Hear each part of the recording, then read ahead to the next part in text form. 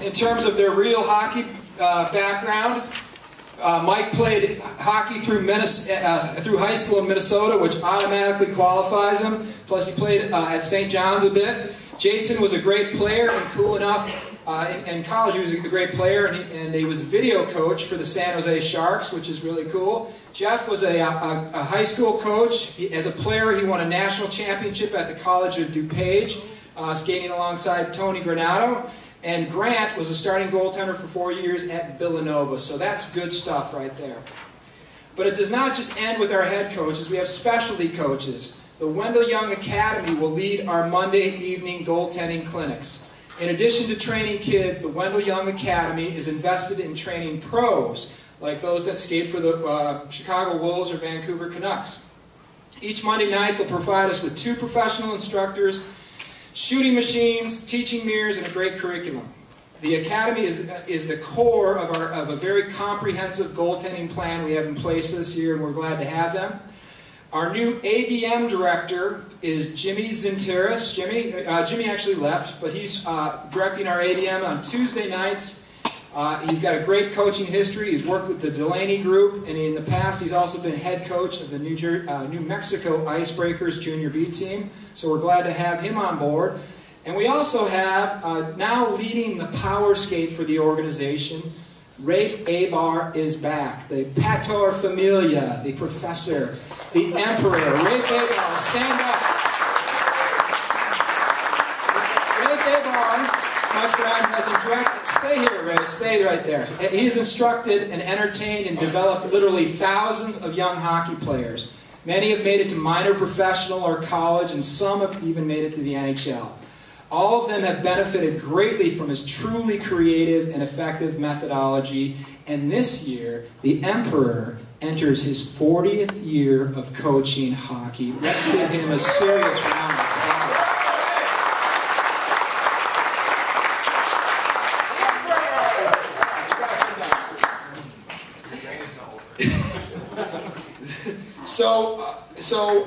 You know what, this whole group of guys, I think the one thing that we see that we all have in common, besides, well, let's just say this, we all love the game of hockey. That's the common denominator for everybody in this room. But there's also, this organization requires a team effort.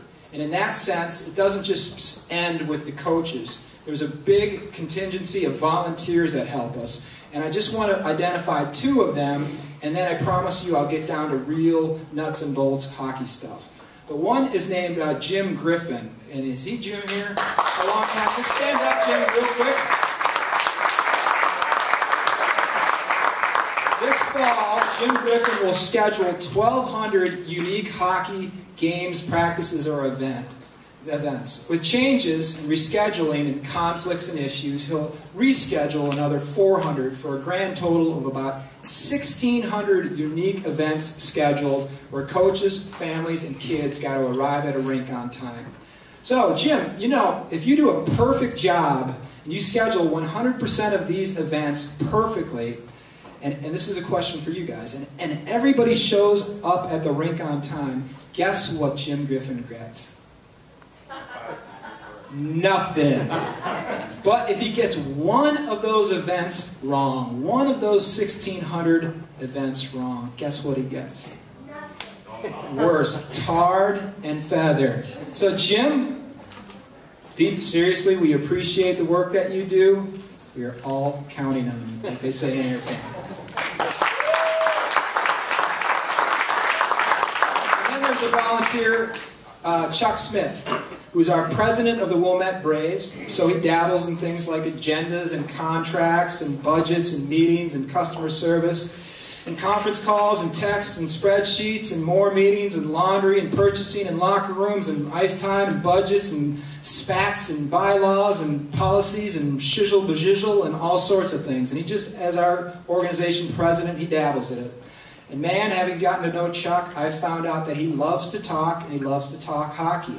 But the thing about Chuck is he can go long in a conversation. I mean, he can go 10 or 20 minutes longer than he needs to sometimes. Like, he can talk a dog off a meat wagon. But I'm always okay with that. And you know why I'm okay with that? It's because of this. Because every time I drive to North Shore Ice Rink, thanks to Chuck, I'm not driving to Twin Rinks in Buffalo Grove. Driving to Twin Rinks is an additional 46-minute round trip that I don't have to make because we built North Shore. With 2 practices a week, that's a 92-minute savings in my life thanks to Chuck. So when Chuck goes 10 or 15 or 20 minutes long, it's still a net gain for me of 82 minutes in my life saved. 82 minutes is a big deal. I use that to sleep in and floss my teeth. So thanks to you, Chuck Smith, I'm better rested and my teeth are cleaner. A little round of applause for Chuck Smith. So we have many great people on board, but how are we going to make it work? The most important thing is this. We must be willing to work together. And that is not as easy as it sounds. Players that are here, you must have the humility to put the team goals first. Learning to be a total team player is the greatest gift you can get from hockey.